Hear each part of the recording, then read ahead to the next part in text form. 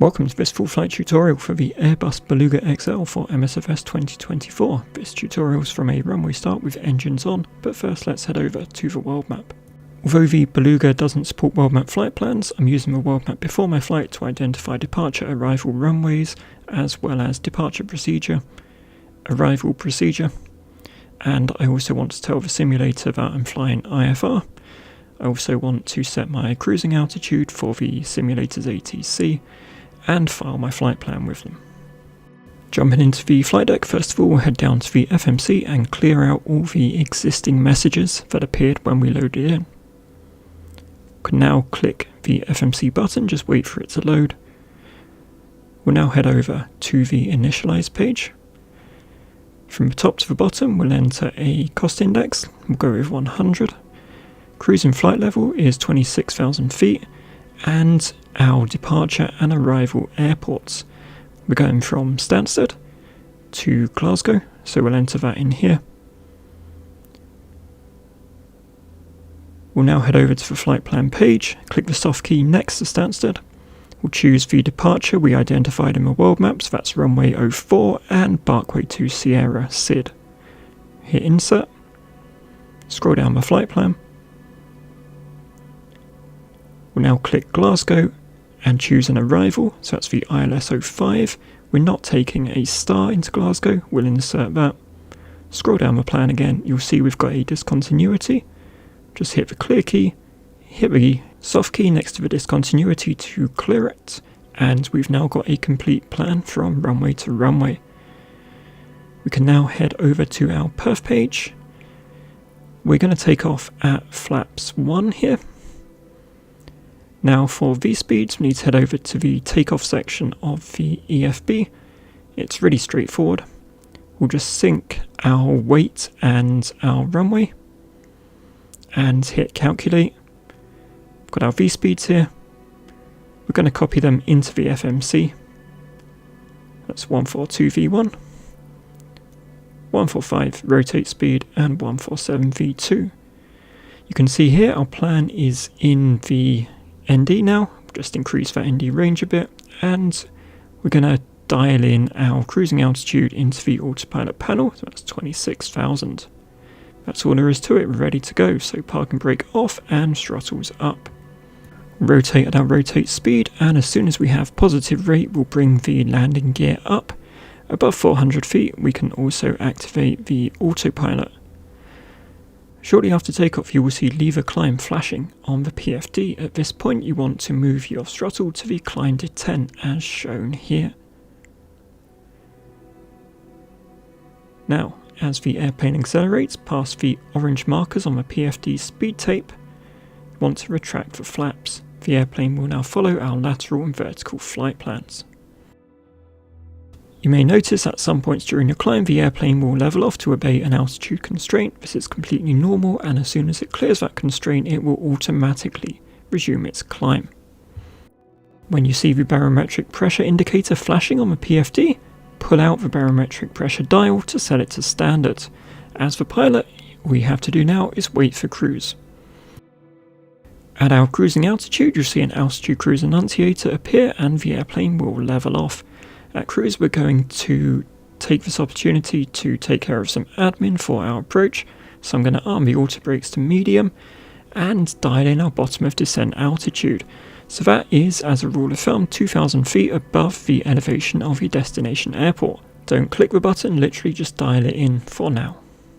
We'll also want to fill in our approach ref, so we'll click through the perf pages to approach. First of all, we're going to need to enter our weather at our destination. This can be found in the EFB. If we go to the dashboard, enter the airport code for our destination and press search, we get the weather for our destination. So Q is the QNH, so that's 1011. The heading and strength of the winds can be found here, so that's 240 degrees at 4 knots. Again, we'll enter that. Now all we need is the temperature. The temperature can be found here, so it's 2 degrees outside at the moment. We'll enter that into temperature. We're going to set some minimums as well for our approach, so I generally go with 150 feet radio altimeter.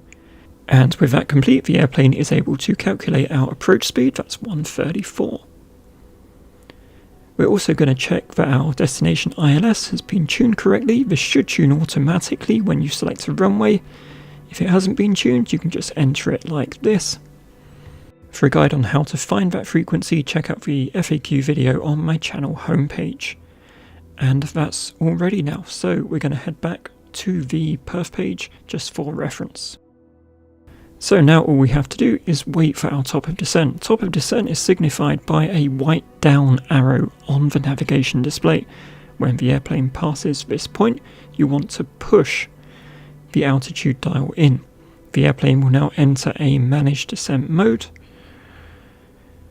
and you'll see it idle the throttle and point the nose down to start our managed descent. As we descend, there are a couple of events you'll need to be aware of. The first one will be the barometric pressure indicator flashing again as you pass transition altitude. Just push it in and you'll want to enter the local barometric pressure. Remember when we filled in that approach ref page, you can find the QNH here, and that is what you'll dial in to the QNH dial. The airplane will automatically level off at its bottom of descent. Now on the navigation display you'll see a pink circle. This is the deceleration point. When the airplane passes this point it will disappear and the airplane will want to decelerate, so this is when we start applying flaps. As the airplane passes the orange flap markers on the PFD speed tape, we will continue to apply flaps and the airplane will continue to get slower. As part of this process, you want to drop the landing gear, and at the end of the process, you'll be configured for landing, full flaps, and gear down. As the airplane makes its final turn towards the runway, activate the landing system display and hit approach. When the airplane intercepts the localizer, you'll see a localizer annunciator appear on the PFD. Shortly afterwards, it will intercept the glide slope, see a glide slope annunciator appear. At this point, if you want to auto-land, activate autopilot 2. We'll just pay attention to the landing checklist here. All we have to do is check the cabin, so that's the cabin call button. You'll now see a sign that says cabin ready, and that's it, we're now on final approach.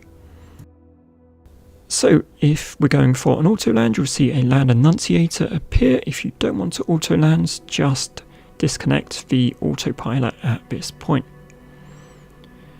As the airplane flares for its auto land, we're going to idle the throttle. The airplane will take care of touchdown, rollout and braking.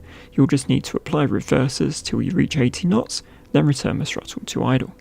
And that concludes our Beluga flight tutorial. Thank you for watching. If you found this useful, please drop a like, subscribe for more sim content, and I'll see you next time.